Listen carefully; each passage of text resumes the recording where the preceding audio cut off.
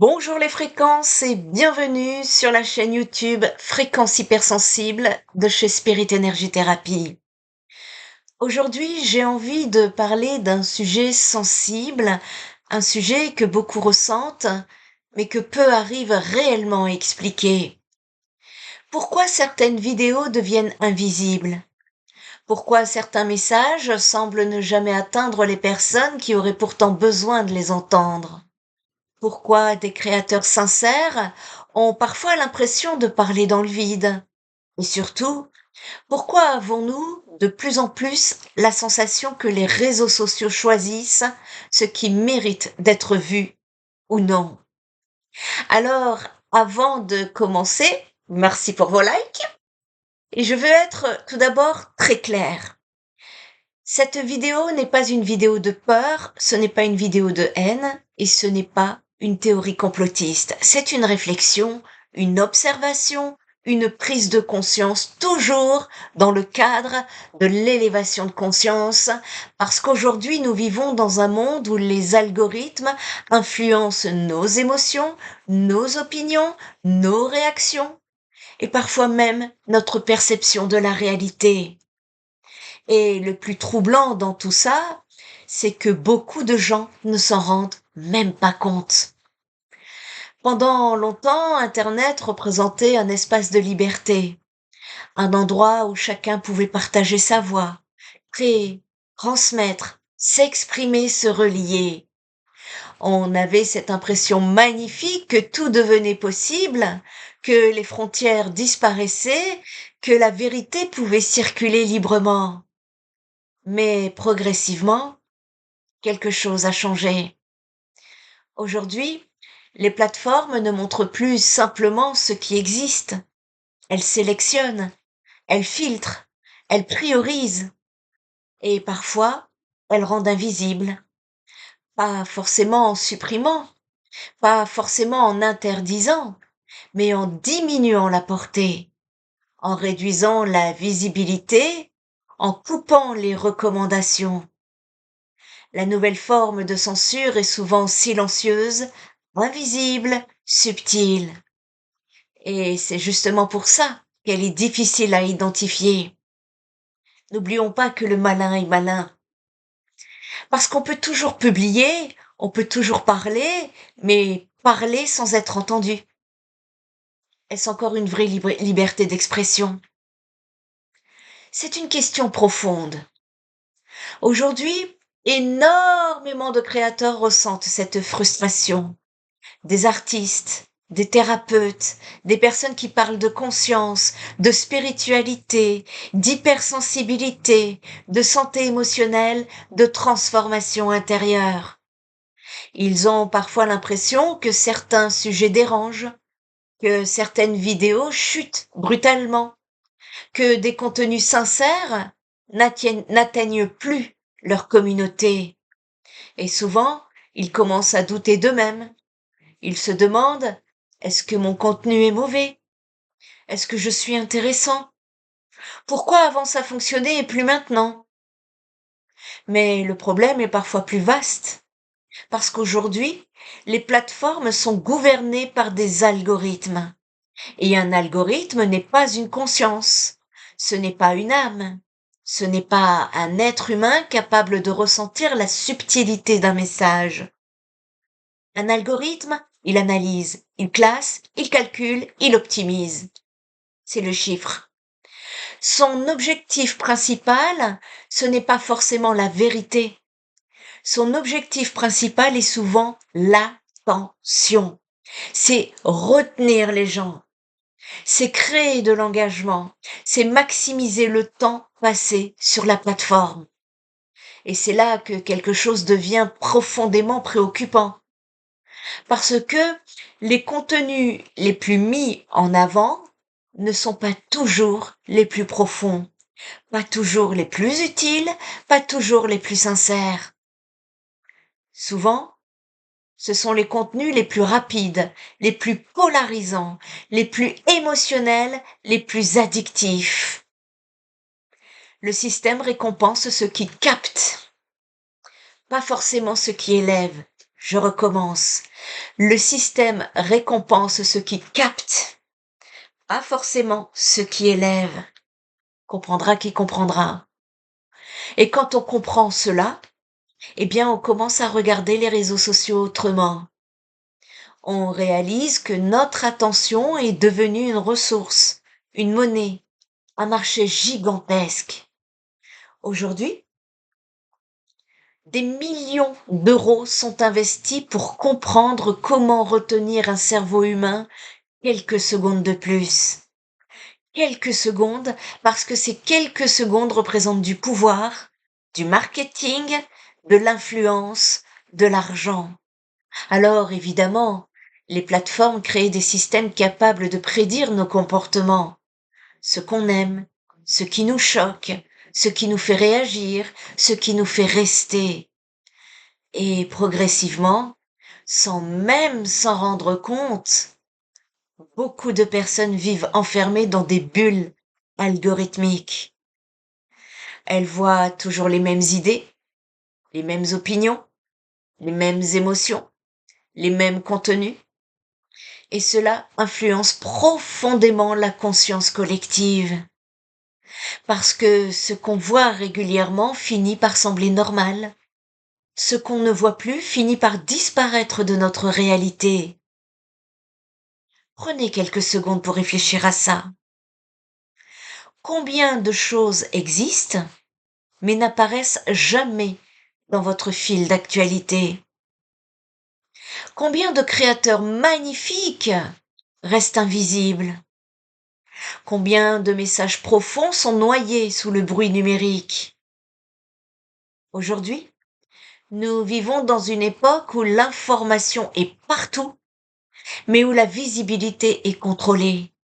Et cela change énormément de choses, parce que les gens pensent souvent choisir librement ce qu'ils regardent, mais en réalité, ce qu'ils regardent a déjà été présélectionné par un système, par des données, par des modèles prédictifs.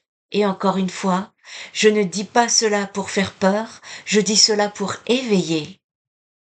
Car la conscience, elle commence toujours par l'observation. Quand on devient conscient d'un mécanisme, quand on devient conscient d'un mécanisme, il perd déjà une partie de son pouvoir. Le problème aujourd'hui, ce n'est pas uniquement la censure visible, le problème c'est l'autocensure invisible. Des créateurs qui n'osent plus parler, des personnes qui modifient leur langage, leur comportement, qui édulcorent leurs pensées, qui ont peur d'être pénalisées. Et cela crée peu à peu une société où beaucoup de gens s'expriment sans jamais dire vraiment ce qu'ils ressentent. Parce qu'ils savent inconsciemment que certains sujets réduisent la portée, que certains mots dérangent les algorithmes, que certaines émotions sont considérées comme sensibles. Alors, on adapte, on filtre, on réduit. Et à force de réduire sa vérité, on finit parfois par perdre sa propre voix. C'est extrêmement important de comprendre cela. Parce que les réseaux sociaux ne transforment pas seulement la communication, ils transforment aussi la psychologie humaine. Et en tant que psychopraticienne, je suis bien placée pour vous en parler, pour vous alerter, pour éveiller votre conscience.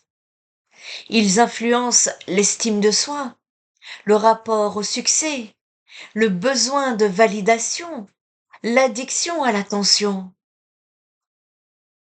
Aujourd'hui, énormément de personnes mesurent leur valeur à travers des statistiques, des likes, des vues, des abonnés. Et cela crée une immense souffrance silencieuse. Parce que lorsqu'un contenu ne fonctionne pas, eh bien beaucoup ont l'impression de ne pas être assez intéressant, pas être assez visible, pas être assez important.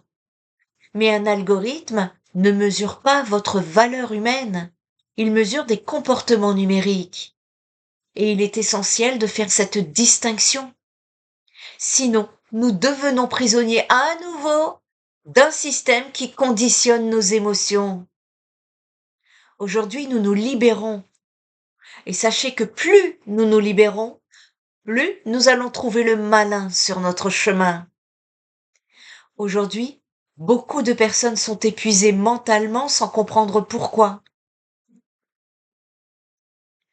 Parce qu'elles consomment des centaines de contenus par jour, des informations rapides, des émotions intenses, des comparaisons permanentes. Le cerveau humain n'a jamais été conçu pour absorber autant de stimulation. Et pourtant, nous vivons dans cette surcharge en permanence. Notifications, scroll, dopamine, comparaison, réaction, anxiété, encore et encore, chaque jour qui passe. Et dans ce bruit permanent, la conscience profonde devient plus difficile, le silence devient rare, l'introspection devient rare, la présence devient rare. Alors oui, parler de censure aujourd'hui, ce n'est pas seulement parler de vidéos supprimées, c'est aussi parler d'un système qui influence la manière dont les humains pensent, ressentent et interagissent. Et je crois sincèrement qu'il est temps de reprendre notre pouvoir intérieur, de ne pas retomber à nouveau dans ce piège. Ne prostituons pas notre âme. Pas dans la colère, pas dans la peur, pas dans la guerre permanente, mais dans la lucidité. Et d'ailleurs, la dernière vidéo que je vous ai faite concernant les énergies du mois de juin nous parle de lucidité. Quelle belle synchronicité!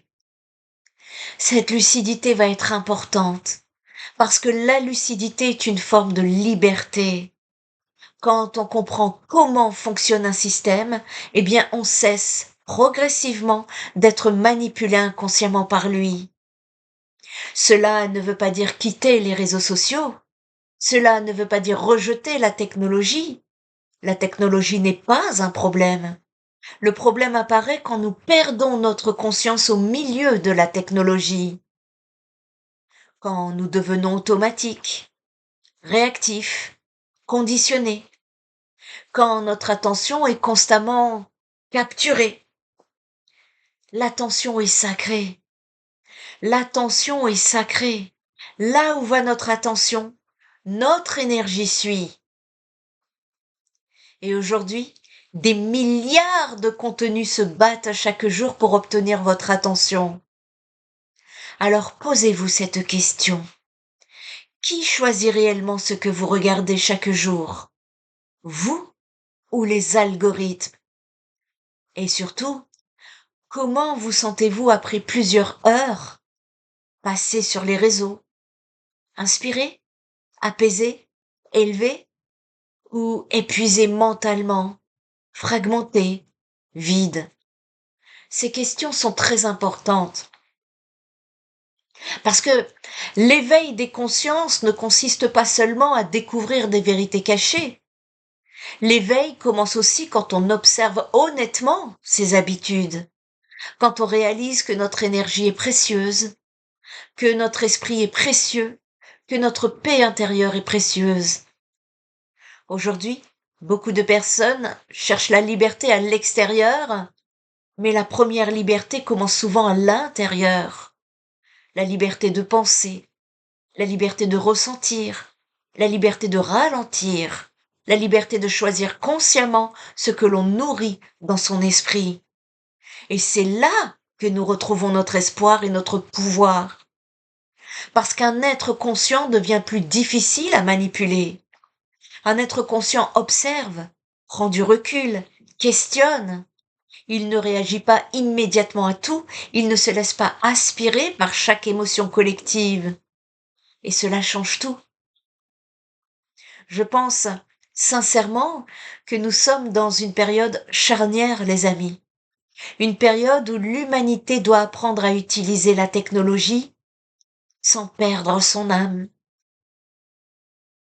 Parce que sinon, nous risquons de devenir ultra connectés mais profondément déconnectés de notre essence, de nous-mêmes, déconnectés du silence, déconnectés du réel, déconnectés du vivant.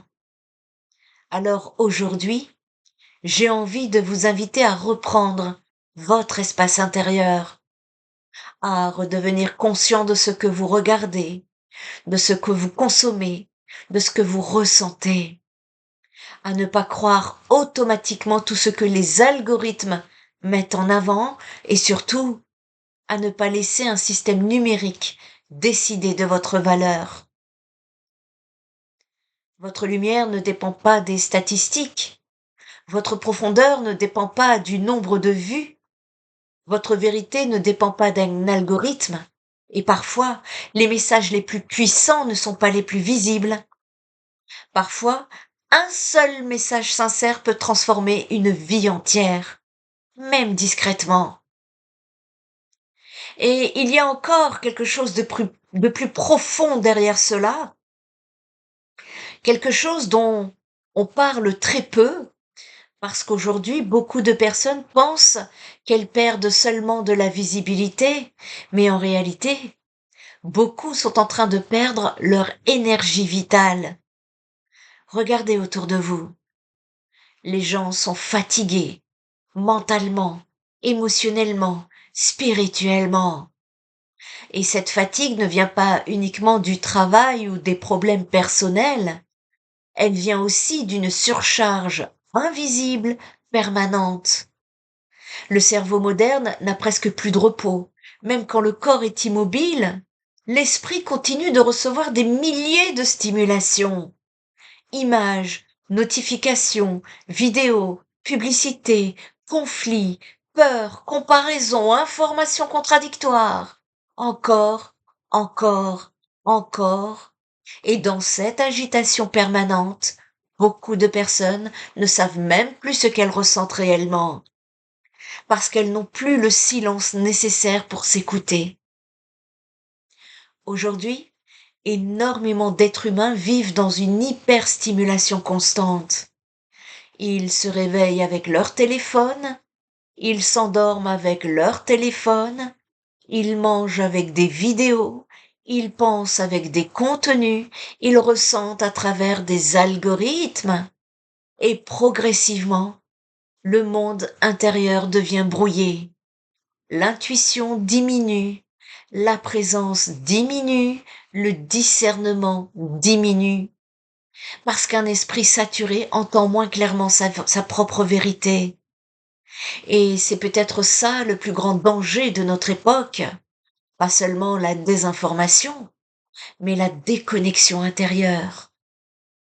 Parce que lorsqu'un être humain est déconnecté de lui-même, il devient beaucoup plus facile à influencer. Il cherche constamment quelque chose à l'extérieur pour remplir un vide intérieur. Plus de distractions, plus de contenu, plus de validation, plus de stimulation. Mais aucune stimulation permanente ne peut remplacer une paix intérieure réelle. Aucune. Et pourtant, le service numérique moderne fonctionne souvent exactement sur ce manque. Créer du manque, créer de la réaction, créer de la dépendance émotionnelle, parce qu'une personne apaisée consomme moins compulsivement. Une personne centrée réfléchit davantage. Une personne consciente choisit. Et cela change complètement la dynamique. Alors, regardez honnêtement ce qui se passe aujourd'hui. Pourquoi tant de contenus sont conçus pour choquer immédiatement? Pourquoi tout devient extrême, plus rapide, plus émotionnel, plus conflictuel? Parce que les émotions fortes capturent l'attention. Je répète, parce que les émotions fortes capturent l'attention. Parce que la peur captive.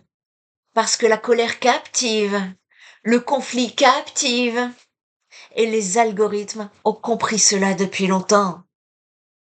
Plus une émotion est intense, plus la personne reste connectée.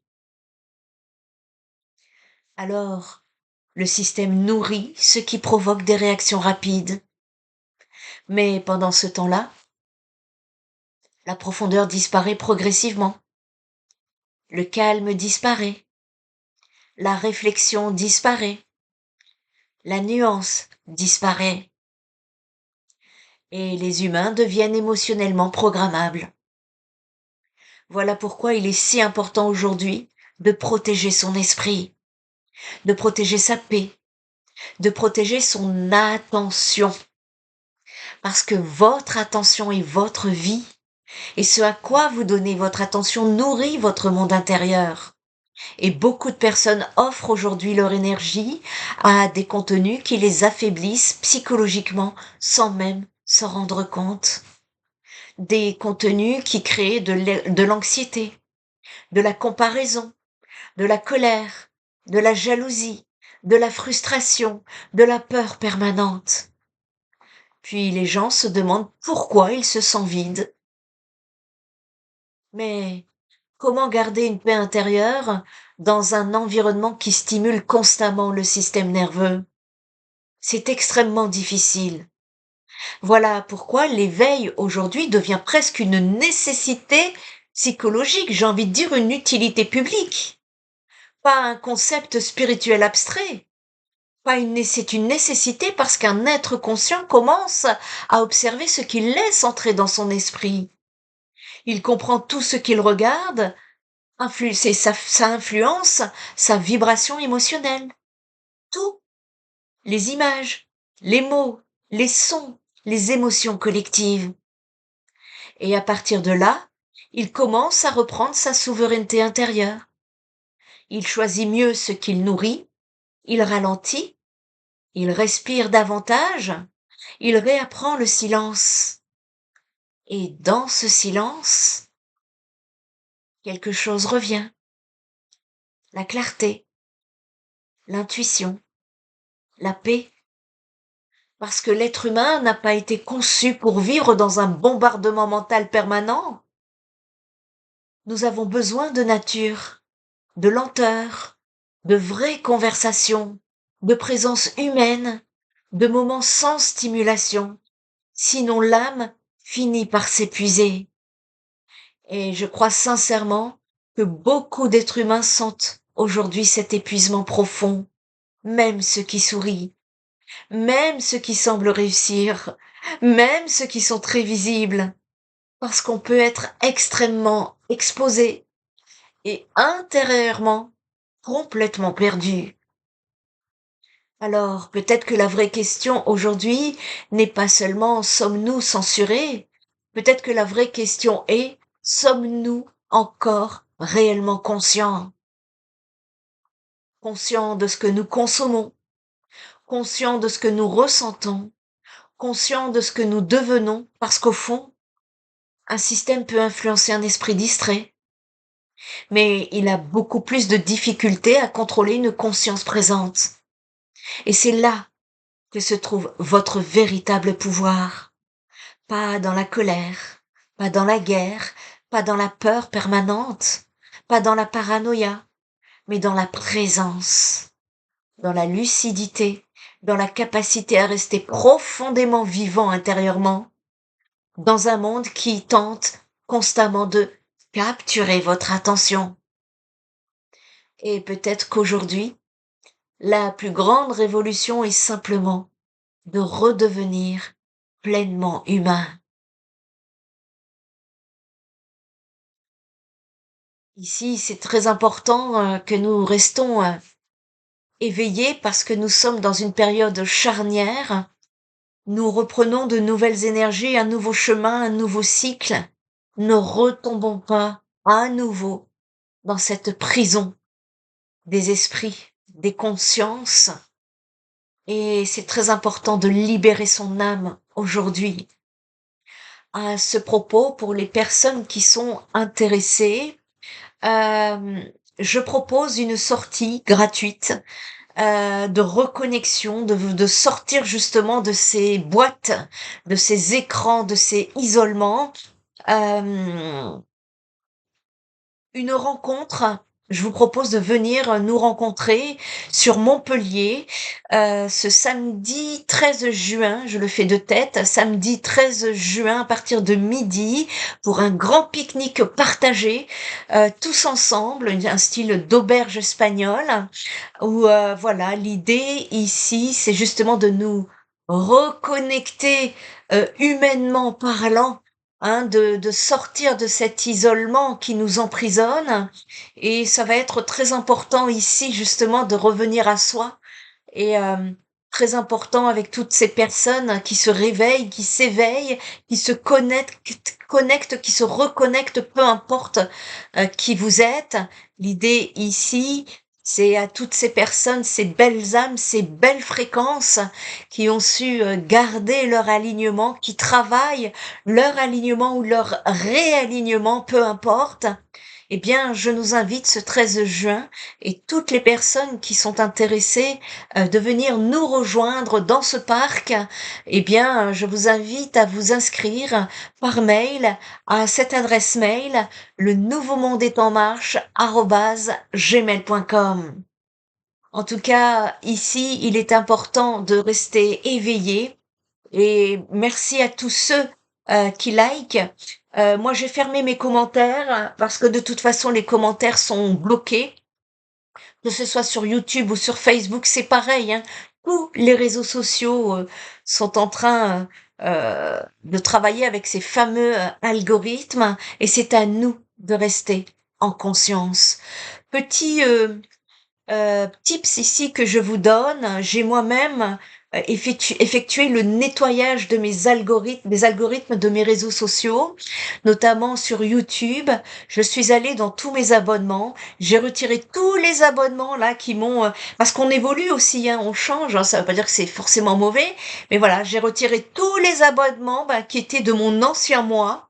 Et aujourd'hui, je renouvelle des abonnements sur YouTube et c'est très important ici aussi d'aller effacer son historique.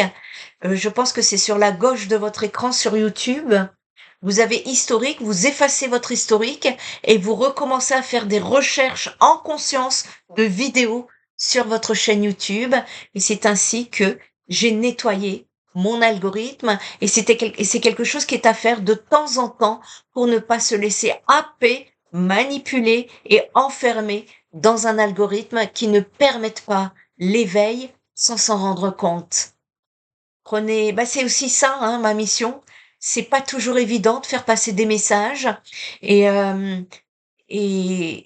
et voilà, c'est toujours, ça reste toujours bienveillant, ça reste toujours dans le cadre de l'éveil des consciences collectives, hein, jamais de façon individuelle, parce que c'est ça qui est dangereux, c'est de penser qu'à sa peau et mais à un moment donné, celui qui pense à sa peau aussi, de toute façon, il passera.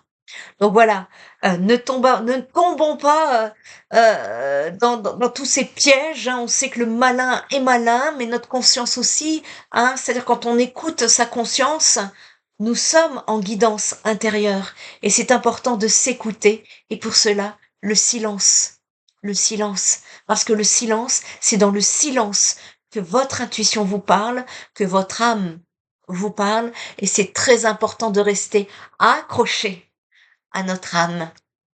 C'est quelque chose dont on a le pouvoir de ne pas donner. Prenez bien soin de vous. Je vous souhaite un bon week-end et d'ailleurs, la prochaine vidéo, comme par hasard, c'est pas du tout préparé. Je vous promets que c'est pas du tout préparé. Je dirais que c'est plutôt aligné parce que je viens de m'en rendre compte. La prochaine vidéo dimanche. Pourquoi les âmes ont du mal à s'élever, justement. Donc je vous prépare cette vidéo en cœur et en conscience. Et moi je vous dis à très bientôt pour d'autres fréquences.